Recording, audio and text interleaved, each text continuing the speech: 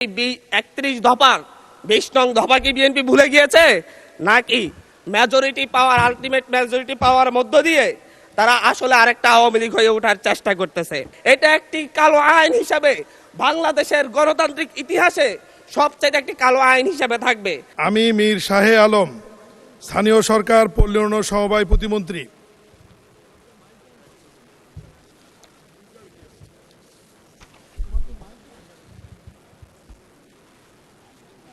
City corporation আইন 2009 অধিকতর সংশোধন কল্পে আনিত একটি বিল, স্থানীয় সরকার সিটি কর্পোরেশন সংশোধন বিল 2026 উত্থাপনের জন্য অনুমতি প্রার্থনা করছি। ধন্যবাদ মাননীয় স্পিকার। আপত্তি আছে প্লিজ। জনাব হান্নান মাসুদ জি, আপনার 10 মিনিট সময় বরাদ্দ আছে। মাননীয় প্রতিমন্ত্রী, আপনি দয়া করে বসুন।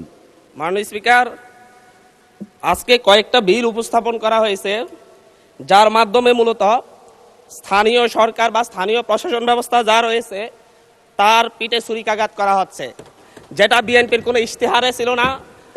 আমাদের ট্রেজারি বেঞ্চে যারা আছেন তাদের কোনো ইশতেহারে ছিল না।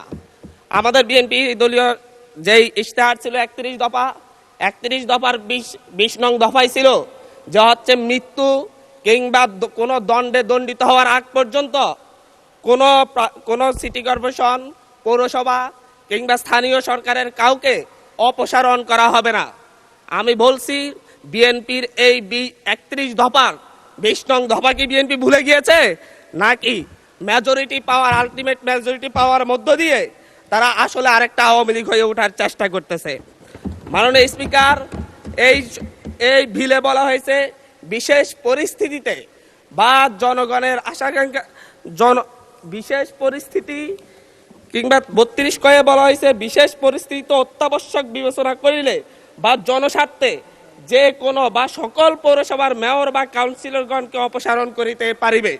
এই জায়গায় আমি বলতে চাচ্ছি মাননীয় স্পিকার, বিশেষ পরিস্থিতি বলতে কোনটি? আমাদের যে অধ্যাদেশ জারি করা হয়েছে সেই অধ্যাদেশ মূলত প্যাসিবাদের বিরুদ্ধে যখন বাংলাদেশে একটি সফল গণঅভ্যুত্থান হয়েছে, সেই গণঅভ্যুত্থানের মধ্য দিয়ে যখন যারা ভোট চুরি করে স্থানীয় সরকারের বিভিন্ন প্রশাসনের চেয়ার দখল করে রেখেছে তাদেরকে অপসারণ করার জন্য এই অধ্যাদেশটি জারি করা হয়েছিল।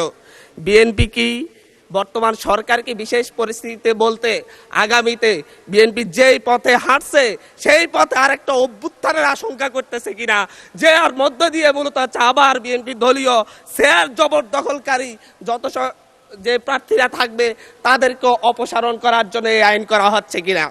আমি জানি না আসলে বিশেষ পরিস্থিতি বলতে কোন বিশেষ পরিস্থিতিকে বোঝানো হচ্ছে এই আইনে। এটা একটি কালো আইন হিসাবে বাংলাদেশের গণতান্ত্রিক ইতিহাসে সবচেয়ে একটি কালো আইন হিসাবে থাকবে।